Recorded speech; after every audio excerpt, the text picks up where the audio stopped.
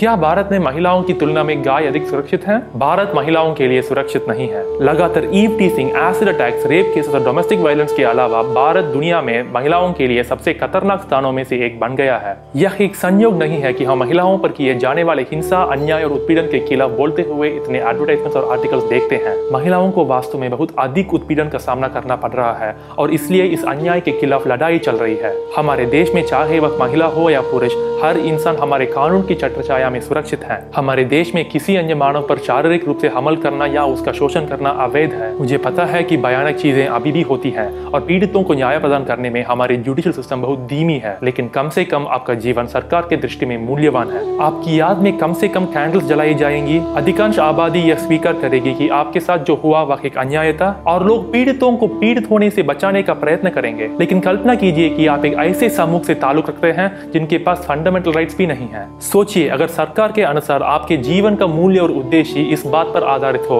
कि आपका शरीर उनके लिए कितना लाभदायक है। उनके अनुसार आप एक ऐसी वस्तु हैं जिसे कैसे भी इस्तेमाल किया और बेचा जा सकता है। इन शॉर्ट, आपका कोई मूल्य नहीं है। यहाँ तक कि सभी मनुष्यों में सबसे अधिक डिस्क्रिमिनेटेड और अब्यूज जो समूह है, वे भी खुशी से आपका शोषण करते हैं। आप एक दास के भी दास हो। आपका बलात्कार उन लोगों द्वारा किया जाता है जो खुद बलात्कार के लिए ससेप्टेबल होते। आप इतने शोषित है कि शोषित लोग भी आपके शोषण का अनदेखा करते हैं और उसका समर्थन करते हैं। जब आप पीड़ित हैं, दूसरे आप पर हंसते हैं और आपके दुख का मजाक बनाते हैं। वे आपके मारे जाने के लिए बेसब्री से इंतजार कर रहे हैं। यदि हम एक जानवर की नजर से इस दुनिया को देखते हैं तो दुनिया कुछ ऐसे देखेगी। सोचिए, अगर एक मादा जानवर बंधी हुई है और उसे जबरदस्ती गर्भवती बनाया जा रहा है ताकि उसके बच्चों को लाभ कमाने के लिए बेचा जा सके, तो आप उसे क्या कहते हैं? आप इसे ब्रीडिंग कहेंगे। लेकिन अगर यही कार्य एक मानव के लिए की जाती है तो आप कहते हैं कि यह रेप है। लेकिन ध्यान दें कि कैसे पहले उदाहरण में एक जानवर पीड़ित है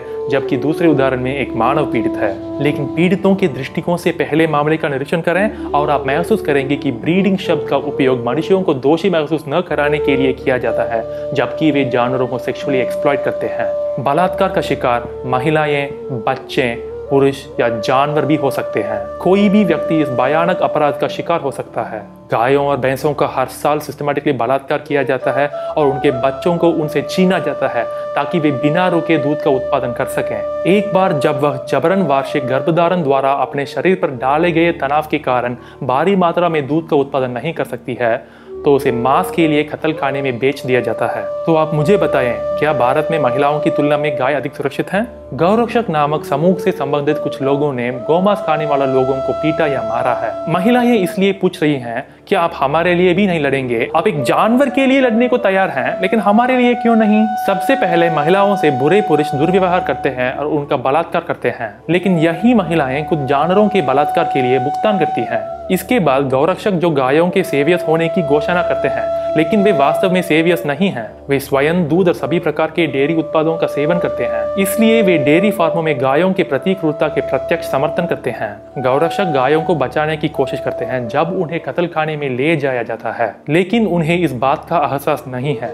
कि इनके दूध और दूध उत्पादों के सेवन के लिए इन गायों का शोषण किया जाता है और फिर उन्हें मारा जाता है। महिलाओं गायों का शोषण करने के लिए भुगतान करती हैं। गौरक्षक भी गायों का शोषण करने के लिए भुगतान करते हैं। गौरक्षक जिनका लोगों के खिलाफ है, वे भी गायों का दुरुपयोग करने के लिए भुगतान करते हैं या गायों का अपने हाथों से शोषण करते हैं। लेकिन लोग अब भी सोचते हैं कि भारत में महिलाओं की तुलना में गाय अधिक सुरक्षित है। हमें ये नहीं चुनना चाहिए कि किस अन्याय को रोकना चाहिए और किसे चलने देना चाहिए। अगर आप वीगन न हो तो ये समझें, जानवरों के प्रति जो क्रूरता आप करते हो, महिलाओं के प्रति हो रही क्रूरता के बराबर है, जिसके खिलाफ आप आवाज उठाते हैं। अपने बिलीफ्स के साथ कंसिस्टेंट रहें और वीगन बने। धन्यवाद। यदि आपको वीगनिज्म पर संदेह है और भारत के साथी वीगन्स के साथ बातचीत करना चाहते हैं, तो कृपया Facebook group India vegan revolution join करें। कृपया वीगन रहें और दूसरों को शिक्षित करें। धन्यवाद।